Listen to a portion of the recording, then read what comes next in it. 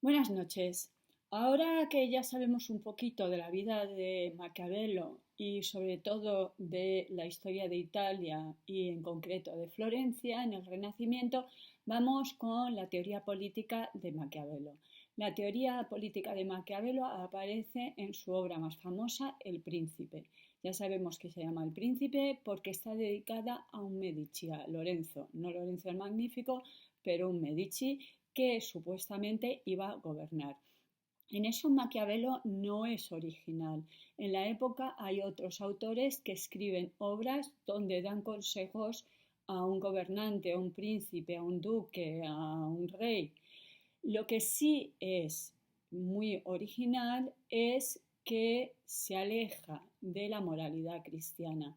Por ejemplo, Erasmo de Rotterdam, no sé si os suena, escribió un libro dedicado a Carlos, rey de España y emperador de Alemania, donde le recomienda ser un buen cristiano. En cambio, para Maquiavelo, un príncipe no debe ser un buen cristiano.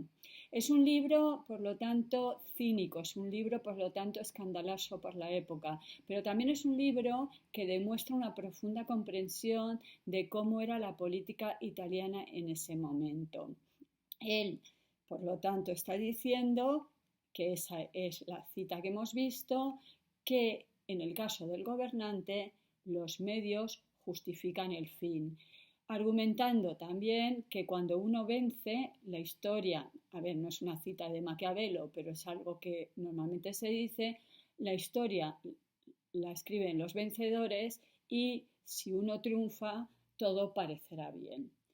En este libro, Maquiavelo ofrece consejos despiadadamente prácticos a un príncipe y por eso os decía, fue un gran escándalo. Fue un gran escándalo en su época y sigue siendo un gran escándalo. Es un libro que no solo sirve para aquellos que van a ser reyes o gobernantes, también puede ser un libro que lea a alguien porque pretenda ser el director de la empresa o porque quiera justamente triunfar en el mundo de los negocios. Eh, lo que le está diciendo a, mm, al futuro gobernante o al futuro empresario es que se olvide de las recomendaciones cristianas.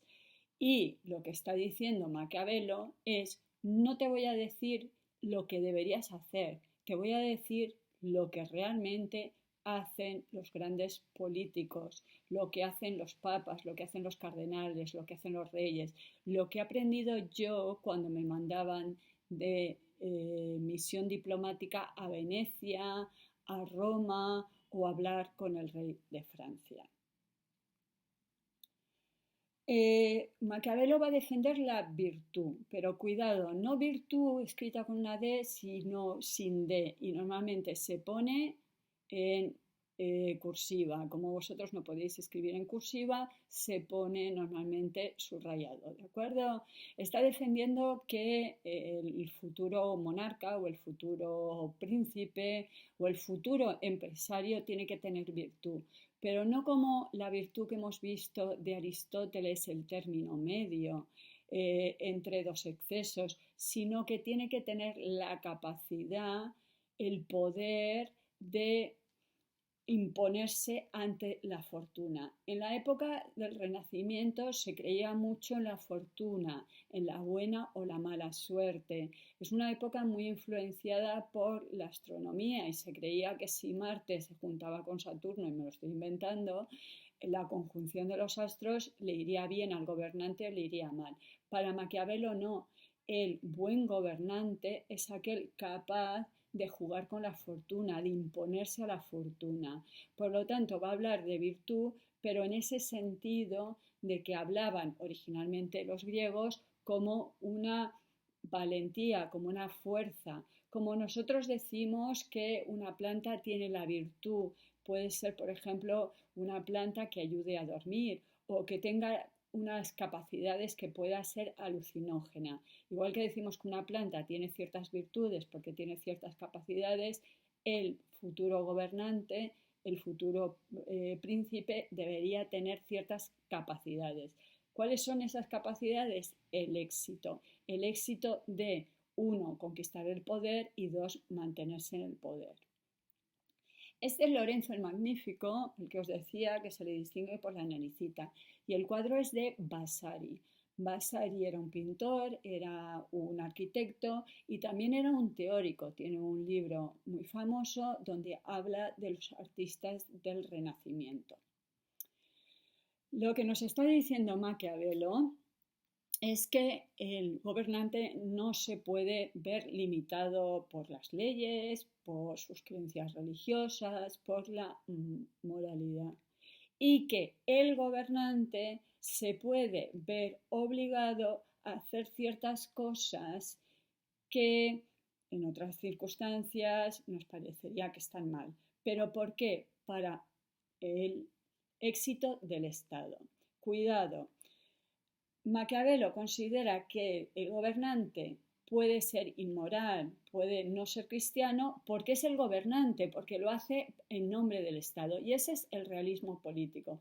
El realismo político es cuando se cometen crímenes o se saltan las leyes o se cometen inmovilidades por defensa del Estado, ¿de acuerdo? O sea, cuidado, Maquiavelo no está diciendo, por lo tanto, que cualquiera, en cualquier momento, se olvide de las virtudes cristianas o se olvide de la moral, sino que nos está diciendo que para mantener el Estado, de vez en cuando, habrá que hacer cosas que en otras circunstancias nos podrían parecer mal. Por lo tanto, vemos como hay una doble moral. El plebeyo, el señor normal, no puede hacer ciertas cosas. El príncipe, el monarca, sí. Pero cuidado, siempre en nombre del Estado, ¿de acuerdo? A ver, y otra cosa, cuidado. El gobernante no debe hacer cualquier cosa, ¿eh? Tiene que ser hábil. Hay ciertas cosas como, por ejemplo, provocar el odio de tu pueblo que Maquiavelo no recomienda. Hay un famoso pasaje que conoce todo el mundo de Maquiavelo en que dice que si es mejor ser amado o temido por el pueblo. Dice que lo mejor serían las dos cosas, que te aman y que te temen. Pero el amor, dice Maquiavelo, es, uy, te quieren mucho porque les acabas de hacer un favor, pero a los 15 días ya ni se acuerdan del favor que le has hecho. Así que si hay que decidir entre amor y temor, mejor el temor, se mantiene más. Vale, pero una cosa es que te teman y otra cosa muy distinta es que te odien. Porque si te odia el pueblo, entonces acabará habiendo rebeliones, ¿de acuerdo? Vale, voy a poner un ejemplo, pero no nos creamos que lo dice así Maquiavelo. Si hay que matar, poquito y rápido y de noche, ¿de acuerdo? Vamos a ver, el príncipe tiene que aparentar ser bueno. Maquiavelo nunca dice sé horrible y díselo a todo el mundo y presume de ello. No, no, tú disimula, pero si en algún momento dado tienes que mentir, si en algún momento dado tienes que traicionar y si en algún momento dado tienes que matar a alguien, bueno, pues ¿qué le vamos a hacer? Pero habrá que intentar aparentar y guardar las apariencias, ¿de acuerdo? Entonces, para Maquiavelo, el gobernante tiene que ser como el león y como el zorro. Como el león, para tener la fuerza y darle miedo a tus enemigos y a tu pueblo también, pero también hay que ser como el zorro, hay que ser astuto, hay que ser hábil, hay que ser taimado. Antes os hablaba de Julio II, lo hábil que era haciendo alianzas y rompiendo alianzas. O sea, no solo era fuerte, también era listo, era astuto.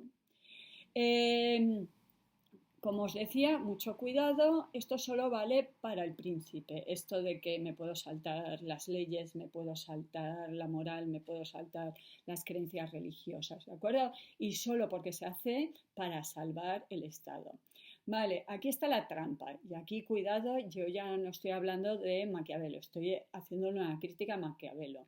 Cuando un gobernante pretende mantenerse en el poder, él no dice yo quiero mantenerme en el poder, dice que lo hace por el bien de la nación, lo hace por el bien del país o lo hace por el bien, en este caso, de la ciudad. Ese es el problema, que al final los intereses particulares se confunden. Yo me tengo que mantener en el poder porque como yo no esté en el poder, esto va a ser la ruina, ¿de acuerdo? Y ahí está el truco y la trampa. Príncipe o república. A ver, esto os lo podéis saltar, pero simplemente os comento que Maquiavelo no solo escribió El Príncipe, también escribió los discursos sobre la primera década de Tito Livio, donde él defiende la República. Entonces es curioso y es bastante contradictorio que este autor, por un lado, en El Príncipe defiende un absolutismo, porque el príncipe debería tener todos plenos poderes y no hay nada que le limite con tal de mantenerse en el poder. Y luego, por el otro lado, tiene un escrito donde está hablando de que el mejor gobierno de todos era la República Romana. Curiosamente, además, lo escribe en la misma época, o sea, no es que fuera un autor que al principio pensaba una cosa y 20 años más tarde cambió de idea. Y entonces ha habido los especialistas en Maquiavelo, se han devanado los sesos pensando a qué se debe esta disparidad. Se piensa que quizá sea porque Florencia está en un estado tan calamitoso que hace falta que por favor venga alguien a salvarla. Y en este caso, solo en este caso, se explica que necesitamos un gobernante realmente fuerte. Para otros, en cambio, es que Maquiavelo se estaba intentando vender, estaba intentando buscar un oficio porque le habían echado, le habían mandado a la cárcel, había caído en desgracia y era un intento de volver. Y entonces, dependiendo de su público, pues escribía. El Príncipe estaba dedicado a un Medici, entonces dice, lo mejor es El Príncipe. Y en cambio, parece ser que los discursos estaban dedicados a varios miembros del gobierno republicano de Florencia. Entonces puede ser que Maquiavelo fuera maquiavélico y dependiendo de su público, pues iba cambiando de opinión, ¿de acuerdo? Puede ser una posibilidad, pero también se ha sugerido que en el fondo estaba diciéndonos que es las circunstancias tan horribles de Florencia. Algunos incluso han pensado que El Príncipe es una sátira, que no puede ser, que es una broma, que no puede Maquiavelo decir esas cosas, cómo va a sostener este tipo de cosas. Y que pretendía que su lector, después de leer El Príncipe, dijera, mira, si los príncipes son así, mejor tener una república que no tener un príncipe. Aquí tenéis en el libro, tenéis una imagen de Mussolini. Mussolini era el dictador de Italia, como en Franco en España, Mussolini en Italia, Hitler en Alemania. Y pues los dictadores juegan justamente con esa mezcla, ¿no? Entre el amor y el miedo. Había los que adoraban a Mussolini y les parecía un, bueno, carismático, también Hitler levantaba pasiones y luego también juegan con el miedo. Entonces, esa mezcla de amor y temor, pues lo saben utilizar muy bien los dictadores. Vale, para acabar, ¿qué es el realismo político? Por lo tanto, el realismo político sobre todo se ve mucho en la política internacional, las relaciones entre países. Es esta idea de que ante el enemigo yo puedo traicionar, yo puedo mentir, yo puedo saltarme las leyes, yo puedo matar, bien, porque no son los míos, ¿no? Pongamos un ejemplo, Guantánamo. ¿Por qué Guantánamo está fuera de Estados Unidos? Porque las leyes americanas no permiten detener a alguien y meterle en una cárcel sin un juicio. Ya, pero luego en Cuba, pongo una cárcel en Cuba, que además Cuba se supone que es como el horror de los horrores para Estados Unidos, y ahí me salto las leyes. ¿Y por qué? Porque estoy luchando contra el terrorismo. Ese sería un buen ejemplo de realismo político. Cuando lucho contra el terrorismo, dado que los terroristas no respetan las leyes, pues entonces yo a mi vez tampoco las respeto. Pero ¿cuál es, entre comillas, la excusa? Que lo hago para los extranjeros, no para los míos. A mis ciudadanos yo no les detendría y les metería en una cárcel sin juicio, pero a estos extranjeros, que no son los míos y que son supuestos terroristas, a estos sí, ¿vale? Entonces, el realismo político es decirnos no cómo debería ser la política, sino cómo realmente es. Y es esta idea de que si te metes en política, pues ya sabes, pues ahí se miente, se traiciona, se incumplen las leyes ¿Y qué gobierno no ha incumplido alguna vez una ley?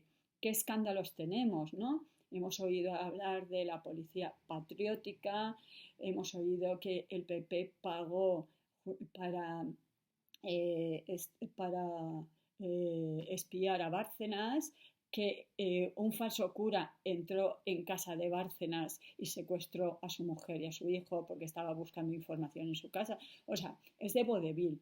Pues todas esas cosas que obviamente están al margen de la ley, de la moralidad, de la ética y de las creencias religiosas, sería el realismo político de Maquiavelo. ¿Vale? Hasta luego. Gracias.